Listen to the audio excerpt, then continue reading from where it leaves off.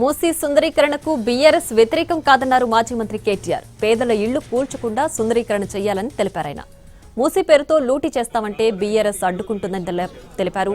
కాంగ్రెస్ అధికారంలోకి వచ్చి 2 ఏళ్లు పూర్తయినా హైదరాబాద్ లో ఒక్క ఇళ్లు రేవంత్ రెడ్డి కట్టలేదని తెలిపారు.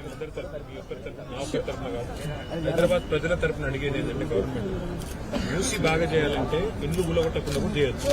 అందుకే సబితమ్మ తర్వాత మన ఎమ్మెల్యేలందరూ పెద్ద మనుషులందరూ వచ్చి మా ఆలోచన ఏంటంటే ఒక్క ఇల్లు ముట్టకుండా మేము గతంలో నాగోల్లో ఎట్లయితే మనం ఇక్కడే ఎట్లయితే చేసి మూసీ సుందరీకరణకు బీఆర్ఎస్ వ్యతిరేకం కాదన్నారు మాజీ మంత్రి కేటీఆర్. పేదల ఇళ్లు కూల్చకుండా సుందరీకరణ చేయాలని తెలిపారాయన. మూసీ పేరుతో లూటీ చేస్తామంటే బీఆర్ఎస్ అడ్డుకుంటుందని అన్నారు. కాంగ్రెస్ అధికారంలోకి వచ్చి 2 ఏళ్లు పూర్తయినా హైదరాబాద్ లో ఒక్క ఇళ్లు కూడా రేవంత్ రెడ్డి కట్టలేదని తెలిపారు.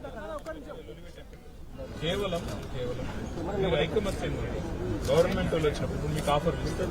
ఒక దగ్గర కొంచెం చెవులో డబుల్ బెడ్రూమ్ ఇస్తామని ఎవరైనా కొంతమంది టెంప్ట్ కావచ్చు. రెండో కొంతమంది ఏం చెప్తారు, లేదు మీకు ఇంకేదో ఎక్కువ పరిహారం ఇస్తామని. అట్లా కాకుండా మీరందరూ ఒకటే